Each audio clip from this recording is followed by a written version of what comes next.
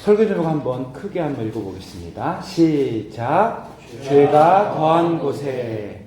로마서 5장 19절 22절 말씀을 함께 읽어보도록 하겠습니다. 시작. 한 사람이 순종하지 아니함으로 많은 사람이 죄인 된 것 같이 한 사람이 순종하심으로 많은 사람이 의인이 되리라. 율법이 들어온 것은 범죄를 더하게 하려 함이 아니라 그러나 죄가 더한 곳에 은혜가 더욱 넘쳤나니 이는 죄가 사망 안에서 왕노릇한 것 같이 은혜도 또한 의로 말미암아 왕노릇하여 우리 주 예수 그리스도로 말미암아 영생에 이르게 하려 함이라. 아멘. 우리는 지난 시간에 죄보다 더 큰 은혜라는 제목으로 말씀을 들었었습니다. 바울은 그 말씀을 통해서 우리에게 매우 놀라운 복음을 선포했어요. 죄는 강하다. 죄는 인간을 무너뜨린다. 죄는 정죄를 가져오고 사망을 가져왔다. 그런데 하나님의 은혜는 죄보다 훨씬 크다. 죄가 만든 결과보다 은혜가 만들어내는 결과가 더 크고 정죄보다 더 크다. 정죄보다 칭의가 더 크다. 사망보다 생명이 더 강하다. 이 사실을 말씀을 통해 우리 함께 들었었습니다.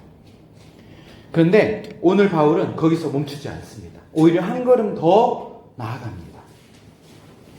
오늘 본문에는 로마서 전체에서 가장 놀라운 문장 가운데 하나가 나옵니다. 바로 죄가 더한 곳에 은혜가 더욱 넘쳤나니. 죄가 더한 곳에 은혜가 더욱 넘쳤나니. 여러분, 우리는 보통 죄가 많아질수록 희망이 없다고 생각을 하죠. 죄가 깊어질수록 하나님도 포기하실 거라고 생각을 해요. 죄가 반복될수록 하나님께 나가기가 어렵다고 생각을 합니다. 왜? 내가 죄를 가지고 있고 내 죄가 점점 심각해지니까. 그리고 반복되니까. 그러니까 희망이 없다. 하나님께 나아가기가 너무 죄송스럽다 생각을 합니다. 그런데 하나님의 생각은 우리의 생각과 다릅니다. 사람은 죄가 커질수록 절망을 합니다. 그러나 하나님은 죄가 커질수록 더 큰 은혜를 준비하십니다. 이것이 바로 복음의 핵심입니다. 오늘 말씀은 죄가 얼마나 큰지에 대해서 말하는 본문이 아니라 오히려 이 죄를 넉넉히 상회하고도 남을 만큼, 압도하고도 남을 만큼의 하나님의 은혜가 얼마나 크신지를 보여주는 부분이에요. 죄가 깊어질수록 은혜는 더 깊어진다는 거죠. 죄가 많아질수록 은혜는 더 풍성해집니다. 죄가 절정을 이루었을 때 은혜는 십자가에서 더욱 찬란하게 빛난다는 겁니다. 그러므로 오늘 우리는 죄를 바라보는 시간이 아니라 죄보다 더 크신 하나님의 그 놀라운 사랑, 그 은혜를 바라보는 시간이 되기를 축복합니다. 아멘. 우리 함께 처음 대지를 한번 큰 목소리로 읽어보겠습니다. 시작. 한 사람의 순종은 죄보다 더 큰 생명을 가져왔습니다. 한 사람의 순종은 죄보다 더 큰 생명을 가져왔어요. 우리 19절 함께 읽어봅시다. 시작. 한 사람이 순종하지 아니함으로 많은 사람이 죄인 된 것 같이 한 사람이 순종하심으로 말미암아 많은 사람이 의인이 되리라. 바울은 다시 두 사람을 우리 앞에 세우죠. 첫째 아담, 그리고 마지막 아담이신 예수 그리스도죠. 그런데 이번에는 두 사람의 삶을 한 단어로 요약을 해요. 아담은 불순종, 예수 그리스도는 순종. 이것이 인류 역사를 가라앉는 중요한 두 단어라고 할 수가 있어요. 아담은 하나님께서 분명히 말씀하신 명령을 거역했습니다. 선악을 알게 하는 나무 열매를 먹지 말라고 하나님께서 말씀하셨는데 아담은 하나님의 언약을 어기고 자신의 판단을 의지하고 선악과를 따먹게 되죠. 그 결과 죄가 세상에 들어왔고 세상의 모든 사람에게 이 죄가 임할 뿐만 아니라 죄의 결과인 사망이 이르게 되었습니다. 한 사람의 불순종이 온 인류를 죄인으로 만든 거예요. 저도 이 구절을, 이 말씀을 대할 때마다 솔직히 마음 가운데 약간 불만이 있어요. 아니, 내가 잘못한 것도 아닌데. 아니, 아담 형님이 괜히 하와 누님의 말을 들어가지고 그냥 선악과를 따먹는 바람에 내가 왜 지금까지 이런 개고생을 해야 되는가? 억울하다! 이런 생각을 많이 하시죠? 저만은 생각 안 해요. 억울하잖아요. 근데요, 잘 생각해보세요. 아담과 하와는, 완벽했던 아담과 하와가 선악과를 따먹지 않으시죠. 그리고 그 후손들도 따먹지 않았어요. 근데 분명하게 알게 되는 거예요. 내가 선악과를 따먹을 것 같아. 분명히. 여러분 어떻습니까? 선악과 안 따먹을 자신 있어요? 호기심이 생기잖아. 왠지 궁금하잖아. 표정이 나만 나쁜 놈 된 것 같은데 보통 우리가 따먹어요. 우리가 따먹을 거예요. 나는 나를 압니다. 우리가 얼마나 불완전한 존재이고 얼마나 내 마음속에 온갖 이상한 생각들, 악한 마음들이 가득한지. 그래서 이 아담이 범죄했다는 이것 때문에 사망이 들었다는 것에 대해서 너무 억울하게 생각을 할 필요가 없는 것이, 결국은 다른 사람이 아니라 내가 하나님의 말씀을 어길 거란 것을 알기 때문에 남 얘기가 아니라는 것을 우리는 깨닫게 된다는 거예요. 여기서 말하는 순종은 단지 십자가에서 마지막 순간만을 말하는 거예요. 예수님께서 말하는 그 순종은 단순히 십자가에서 순종을 말하는 것이 아니죠. 예수님의 전 세계가 순종으로 점철되어 있어요. 예수님은 태어나시는 순간부터 마지막 숨을 몰아쉬어서 멈추시는 그 순간까지 어느 한 순간도 말씀대로 살지 아니하는 순간이 없어요. 하나님의 뜻대로 가지 않은 순간이 없었어요. 광야에서 사탄의 시험을 받을 때에도 순종하셨고요. 사람들에게 오해를 받고 배척을 당하실 때에도 순종을 하셨습니다. 겟세마네 동산에서는 땀이 핏방울처럼 떨어지는 그 순간에도, 그 고통 가운데서도 이렇게 기도했던 것을 기억해요. 하나님 아버지, 내 원대로 마옵시고 아버지의 원대로 하옵소서. 그리고 마침내 십자가에서 죽기까지 순종하셨죠. 사도 바울은 빌립보서 2장에서 이렇게 말합니다. 죽기까지 복종하셨어요. 곧 십자가에 죽으십니다. 여기서 우리는 놀라운 대조를 보게 됩니다. 첫째 아담은 아름다운 에덴 동산에서조차 불순종을 했어요. 완벽한 그 순간에서조차 불순종했다는 거예요. 모든 게 풍성했고 부정한 것이 하나도 없는 그 순간에도 불순종했어요. 그런데 하나님을 신뢰하지 끝까지 않았던 아담과 달리 마지막 아담이신 예수님은 고난과 수치와 버림받은 그 상처, 그 고통의 한복판에서 예수님한테 끝까지 순종하셨죠. 마지막 아담이신 예수님은 인간이 도저히 하나님의 뜻대로 살 수 없는 그 불가능의 순간에서조차 하나님의 뜻대로 살았다는 거예요. 첫째 아담은 나무 앞에서 하나님을 거역했습니다. 그런데 마지막 아담이신 예수 그리스도는 그 십자가 나무 위에서 하나님께 순종을 했어요. 첫째 아담은 자신의 뜻을 선택했습니다. 마지막 아담은 아버지의 뜻을 선택했죠. 그리고 그 순종의 결과는 단순히 한 사람의 모범적인 삶으로 끝나는 것이 아니었습니다. 그 예수님의 순종이 우리에게 생명을 가져오게 됐어요. 그 예수님의 순종이 우리를 의인으로 세웠다는 거예요. 이 예수님의 순종이 우리를 하나님과 다시 화목하게 만들었습니다. 우리의 구원은요, 정확히 말하면 우리의 순종의 열매로서 주어지는 것이 아니죠. 우리가 말씀을 믿음으로써 순종으로 주어지는 것이 아니라 사실은 예수님의 순종으로 말미암아 우리에게 주어지는 선물이에요. 여러분, 우리는 종종 신앙생활을 하면서도 자기 자신의 의를 의지하는 경향이 강해요. 내가 얼마나 순종했는지를 의지하려고 합니다.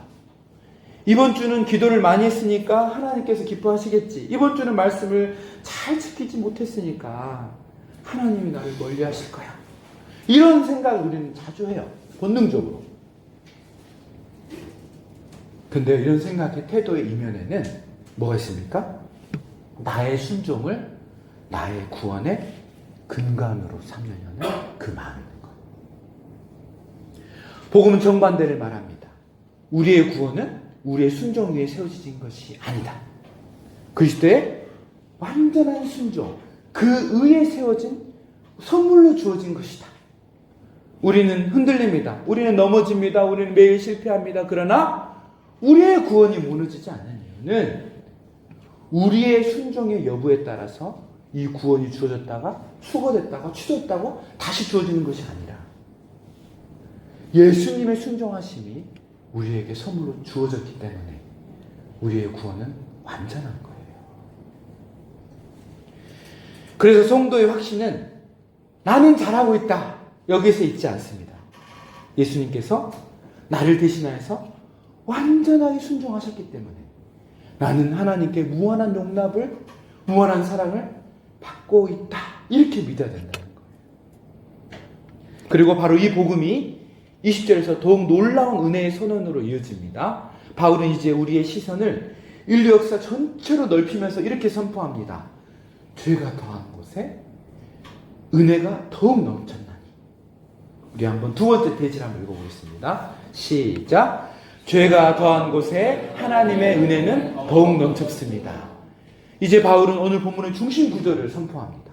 20절을 함께 읽어보겠습니다. 20절입니다. 시작. 율법이 들어온 것은 범죄를 더하게 하려 함이라. 그러나 죄가 더한 곳에 은혜가 더욱 넘쳤나니. 율법이 들어온 것은 범죄를 더하게 하려 함이 아니라, 그러나 죄가 더한 곳에 은혜가 넘쳤다, 이렇게 되어 있습니다. 저는 로마서 읽으면서 가장 마음이 벅차오르는 구절 가운데 하나가 바로 이 말씀이에요. 성경에는 은혜를 말하는 구절이 참 많습니다. 그런데 이처럼 죄와 은혜를 정면으로 비교하면서도 은혜의 압도적인 승리를 선포하는 말씀이 흔하지가 않아요. 바울은 죄를 작게 말하지 않습니다. 죄가 얼마나 처절하고 무섭게 우리를 파괴하는지에 대해서 누구보다 잘 알고요. 이것을 가장 적나라하게 로마서에서 표현했던 사람이 바로 사도 바울입니다. 죄의 엄혹한 현실을 가장 잘 아는 사람이 사도 바울이었고, 이것을 우리에게 전달해 주는 사람이 사도 바울입니다. 그런데 그런 바울이 오히려 담대하게 선언하는 겁니다. 뭡니까? 죄가 더한 곳에 은혜가 더욱 넘쳤나. 여러분, 율법은 하나님의 이 진리의 말씀, 이것이 율법이죠. 율법이 옳은 말이 아닙니다. 하나님의 이 말씀을 율법이라고 그래요. 다른 말로 규례 또는 진리, 하나님의 명령, 이 법칙, 이것을 한마디로 율법이라고 표현을 해요. 그런데 하나님께서 우리에게 왜 율법을 줬는지 한번 생각해보세요. 율법, 이 말씀을 왜 줬습니까? 이 법칙과 이 진리와 이 규례들을 왜 우리에게 하나님께서 주셨을까요? 우리 뭐라고 생각해요? 성경을 왜 줬어요, 우리한테? 순종하라고 준 거라고 생각을 해요. 맞습니다. 순종해서 율법을 지키는 자가 받은 복을 우리는 너무나 많이 들었어요. 그러니까 순종을 잘하면 복을 받는다. 그래, 순종해라. 이렇게 생각을 한다는 거예요.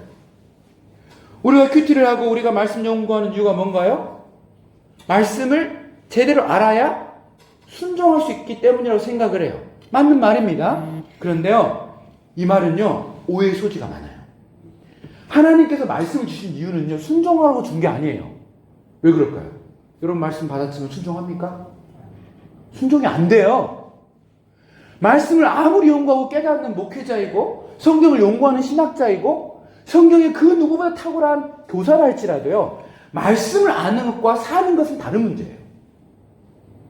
우리는 말씀을 왜 배우냐? 아, 순종하려고. 맞는 말이라니까요. 근데 어폐가 있어요. 조심해야 돼요, 이 말을. 성경은 하나님께서 우리에게 말씀을 주신 이유에 대해서 분명하게 밝힙니다. 율법이 들어온 것은 범죄를 더하게 하려 합니다. 하나님께서 율법을 우리에게 주신 이유가 있대요. 왜요? 범죄를 더하게 하려, 죄를 더 짓게 하려고 이 말씀을 줬다라고 성경은 표현한 것처럼 보여요. 이게 무슨 말일까요? 잘 생각해 보세요. 하나님의 말씀을 아무리 배우고 알아도요, 이 말씀을 순종할 힘이 우리에게는 없어요. 그런 의지력도, 그런 지혜도, 그런 선한 마음이 우리한테는 없어요. 그런데 하나님께서 말씀을 줬어요. 왜 줬을까요? 첫 번째, 깨달으라는 거예요. 내 죄가 얼마나 악하고 뿌리 깊은지를 깨달으라고 말씀을 준 거예요. 여러분, 성경공부 열심히 하잖아요? 괴로워요. 정말 제대로 성경을 연구하잖아요? 괴롭습니다.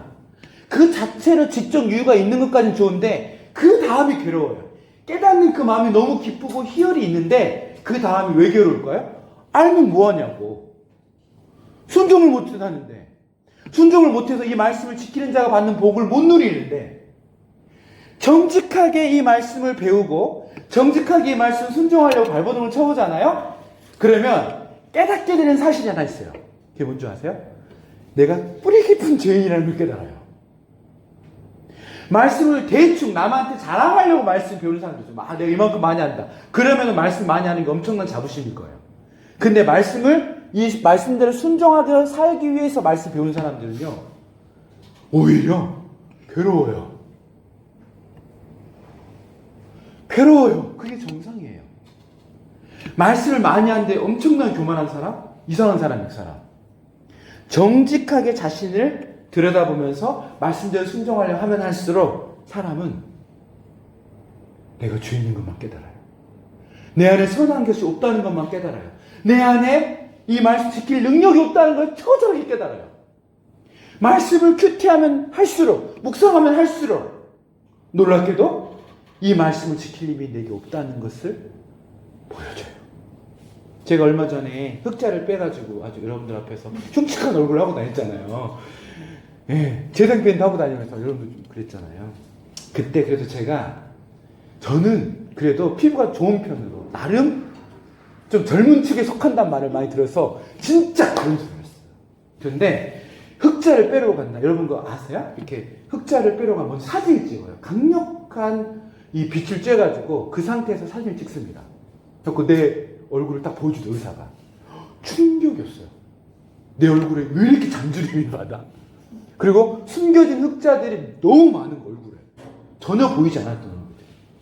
그래가지고 그날 제가 덜컥 큰돈 쓰지 않았습니까? 이렇게 많은 한껏 나이 하나만 빼려고 갔는데 여러 배를 숨겨진 게 너무 많은 거예요. 그래서 다 빼고요 왔는데, 여러분 그 빛이 제 흑자를 만든, 잔주름을 만든 거예요?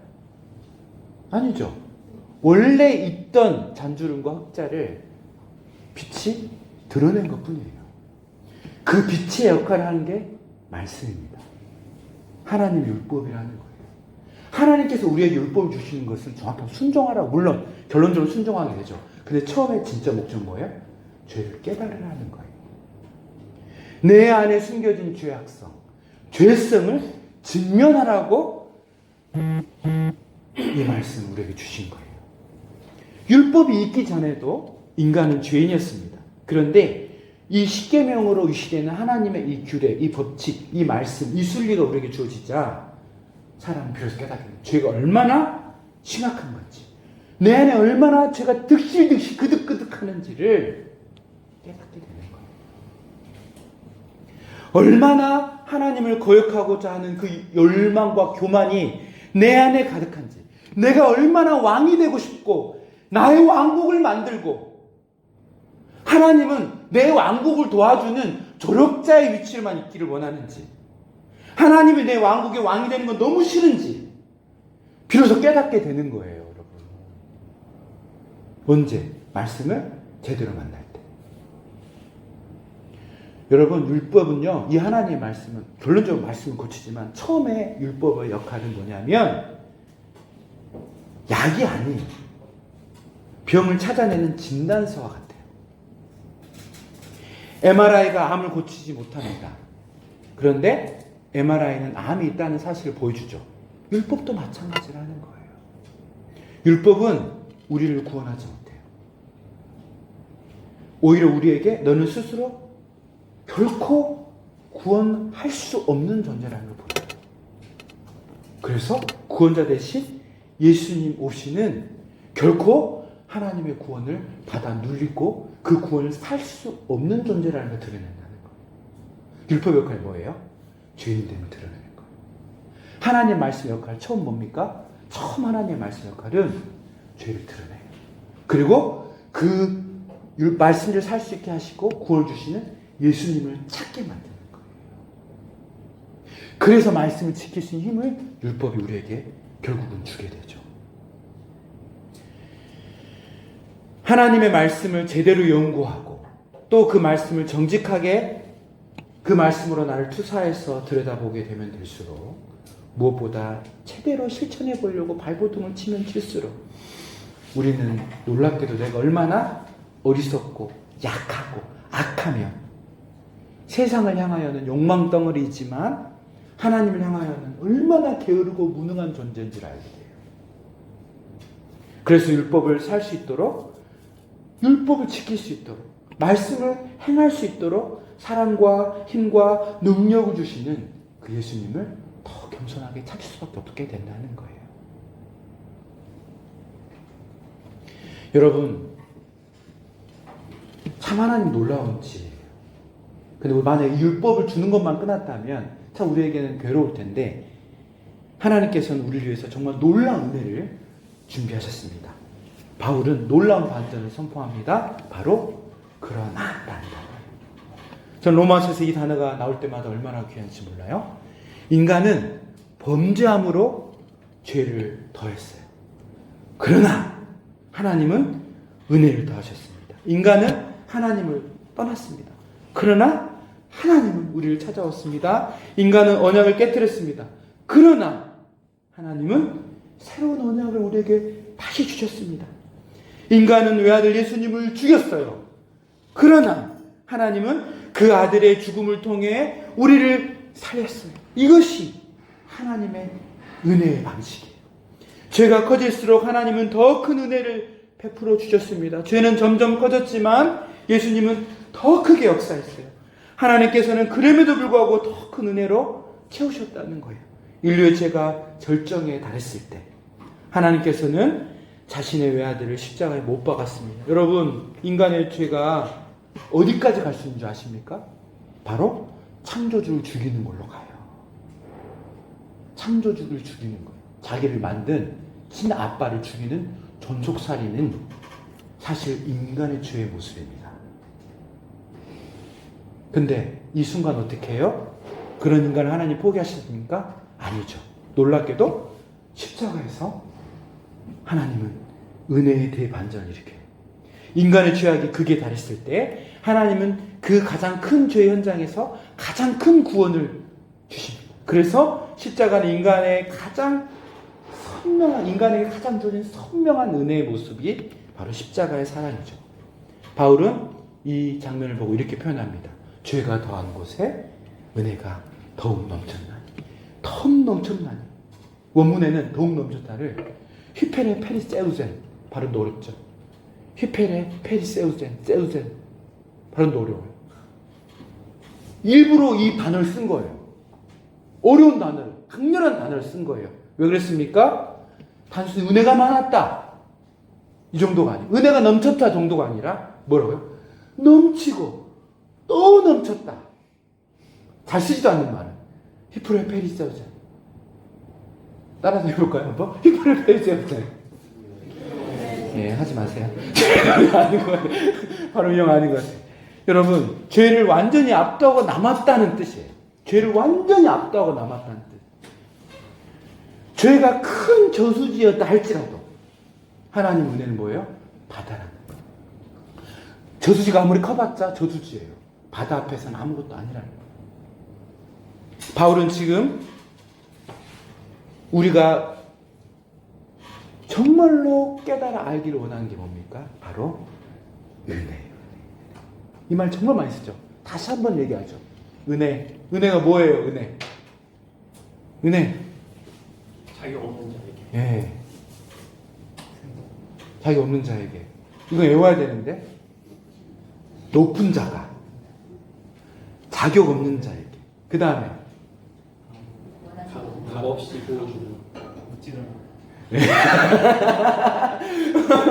이거 조합하면 이렇게 돼요. 높은 자가 자격 없는 자에게 먼저 찾아가서 베푸는 호의와 사랑, 그것을 은혜라 그래요. 높은 자가 자격이 없어요. 값없이 은혜로 주는 거죠. 자격 없는 자니까 값없이 은혜로.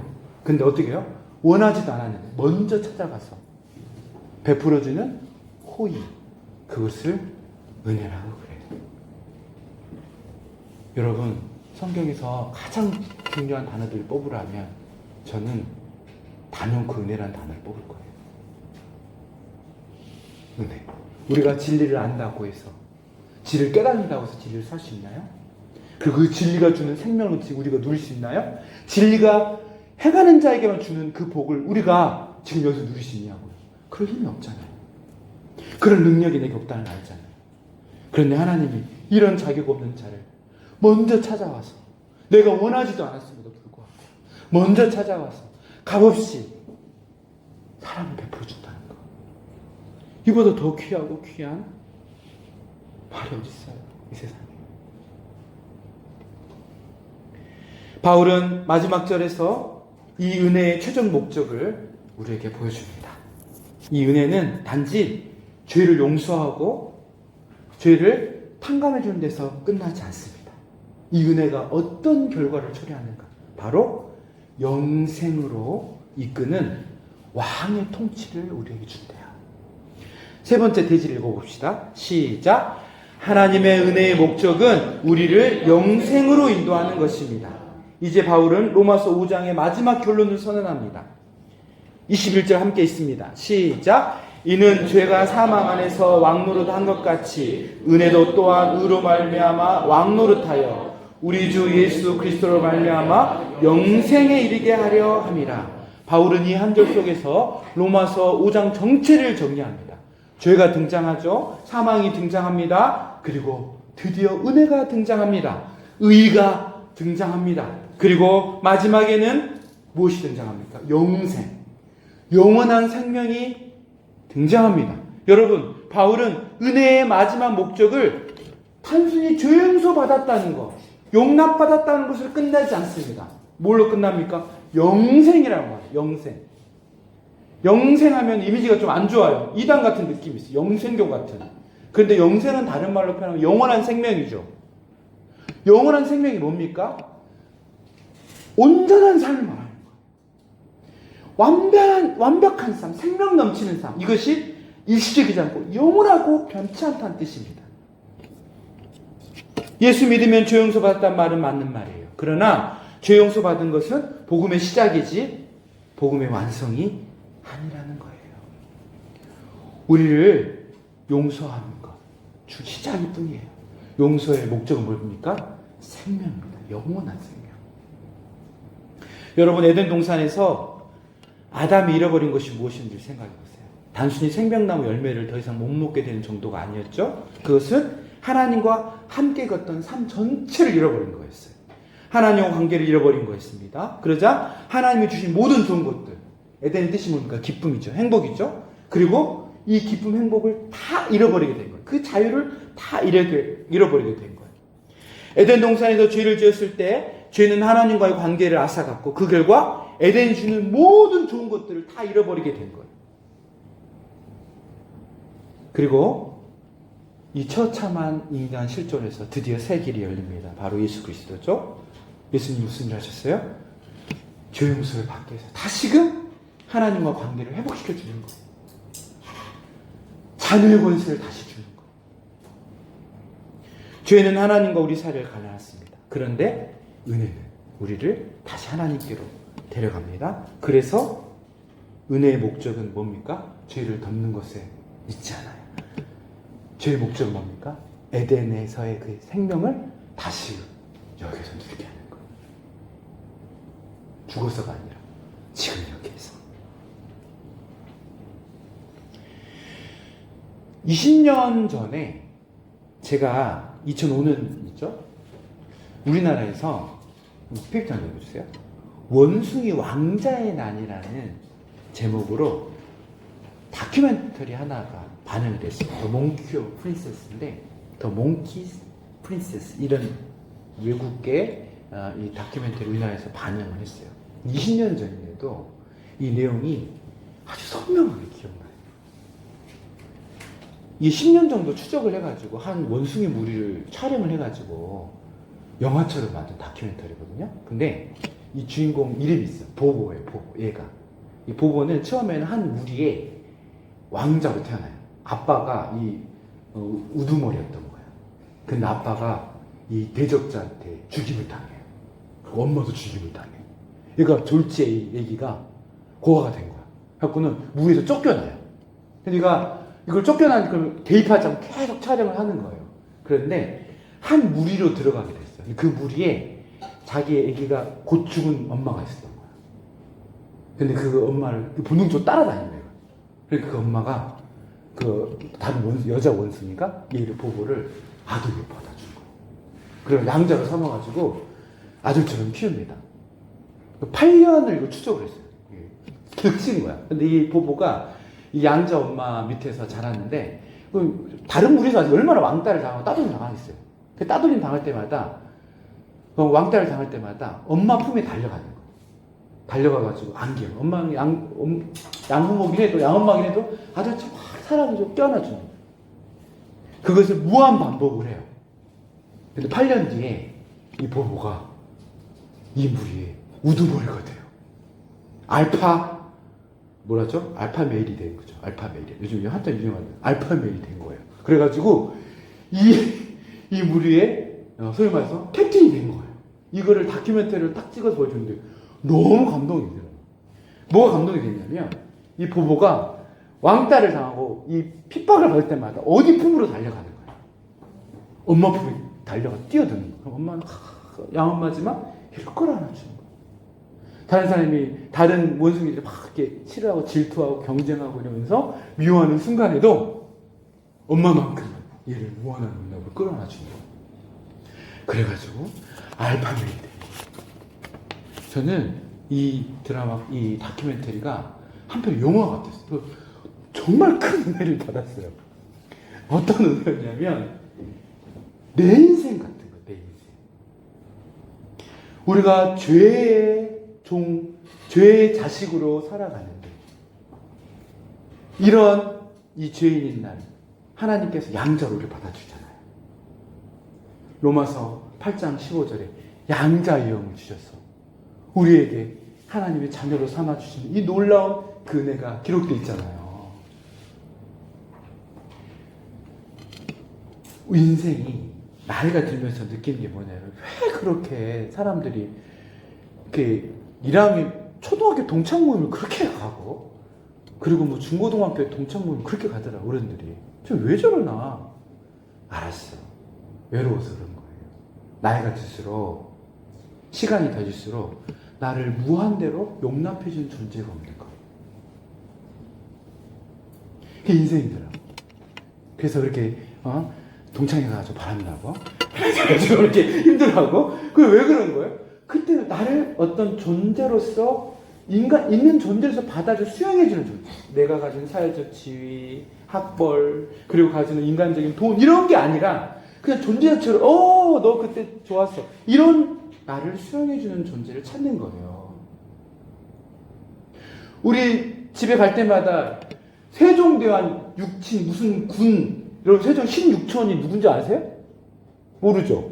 근데 종친회가 건물이 으리으리하게 있어요. 볼 때마다 저게 뭐 한 데인가? 건물이 엄청 커요. 속으로 나눠주지. 하루 보는 게 종친회야. 종친회. 왜 사람들이 그렇게 모일까요? 우리끼리. 우리는 종친이라고. 16대선 세종대왕 16대선 무슨 군의 아들이래. 누군지도 모르겠어. 근데 우리끼리 우리는 여기에서 존귀한 존재들이야. 이걸 끊임없이 확인받는 거예요. 이게 사람의 마음이에요. 그런데 하나님이 바로 이 엄마의 품이 되는 거예요. 은혜는 뭡니까? 은혜의 보좌 앞에 우리가 언제든지 뛰어질 수 있는 그 사랑을 우리는 이미 받고 있는 거예요. 존재 자체로. 있는 모습 그대로. 그럼에도 불구하고 우리를 언제든지 끌어안아서 품어주시는 하나님의 그 너른 품이 우리에게 있어요. 그걸 오늘 말씀은 은혜라고 표현하는 거예요. 이 미천한 이 원숭이도 이렇게 알파벳이 되는데 원숭이보다 훨씬 압도적으로 뛰어나고 존귀한 우리가 하나님이라는 영원한 그 은혜, 사랑의 품이 있는데 왜 거기로 안 뛰어드는 거냐고. 왜 거기로 돌아가서 다시 힘을 얻고 거기서 위로를 받고 다시금 살아갈 이유를 발견하고 세상을 향해 나아갈 힘을 얻지 못하냐고. 비극이에요. 원숭이도 알파벳이 됐다니까? 우리는 왜 안 그러냐? 여러분, 미천한 동물도요, 무한한 용납의 그리고 수용의 사랑을 받을 때 강해지잖아요. 근데 우리는 하나님을 아버지로 두고 무한한 용납과 수용의 사랑을 이미 받고 있는데 우리는 더더욱 그 안에서 힘을 얻어야 되지 않겠습니까? 그 은혜를 누려야 되지 않겠습니까, 여러분? 사랑하는 여러분, 말씀을 맺습니다. 여러분의 인생을 가장 크게 설명하는 단어는 더 이상 죄가 아니에요. 여러분을 가장 잘 설명하는 단어는 은혜입니다. 은혜. 여러분의 미래를 결정하는 것은 결코 여러분의 실력이나 과거의 행적이나 그리고 지금 여러분의 모습이 아니에요. 오직 은혜. 그 은혜를 우리에게 무한 넘치도록 부어주시는 예수 그리스도의 십자가 사랑이요 부활의 능력입니다. 여러분의 마지막을 결정하는 것은 결코 사망이 아닙니다. 영원한 생명입니다. 그래서 오늘 사도 바울은 우리에게 담대하게 선포하고 있습니다. 죄가 더한 곳에 은혜가 더욱 넘쳐나요. 여러분의 삶에도 죄보다 더 큰 은혜가 있습니다. 실패보다 더 큰 은혜가 있습니다. 눈물보다 더 큰 은혜가 있습니다.